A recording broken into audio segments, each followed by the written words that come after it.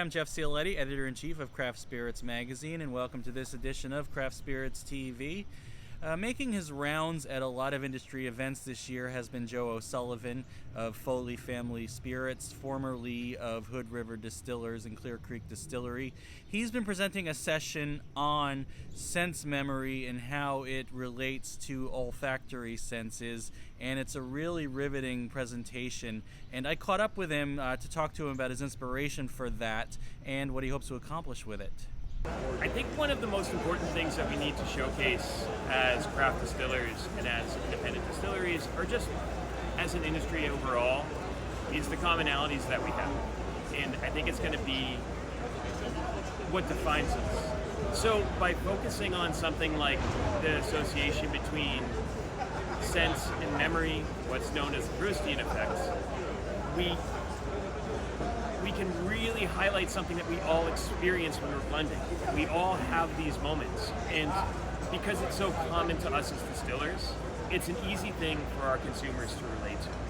I would prefer to focus on everybody else, everybody that's part of what we do, including our consumers, than to speak specifically towards my brands. We make good stuff, and I hope that the research reflects that, but I will always try to showcase on the commonalities that we have as a group more than anything else.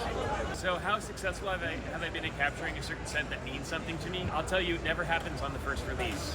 It's because you need that bottle maturation to really make it official. And so it's usually on the second or the third that I'm able to attenuate whatever I want to do in production to make it more along that way. But I am very aware that what's relevant to me is not what's relevant to everybody, so I try my best to make them common, relatable senses and things that we can all appreciate as a group. If I can do that, I won't lie, it usually takes a couple of years before I'm really happy. I think with a lot of whiskeys, to accentuate some of the tar-like notes, which are objectively considered a fault, is a mistake. Like to not pursue that, because it is something that's very common to a lot of us. And I'm always trying to capture that feeling of a hot summer day when you're a child. There's something very amazing about that sense of heat coming from below you, and I often associate it with loam and tar and pitch pine, and I want that. And when I say tar, I'm not talking about road tar, but the tar that comes from a tree. And I want to try to capture that a little bit within the glass, because it is one of the hardest throwbacks for me personally to the summers where I grew up in Massachusetts. I absolutely believe in this. It's not the easiest to pursue. It's harder to find the simplest solution, but the simplest solution is almost always the best. Perfecting it is hard.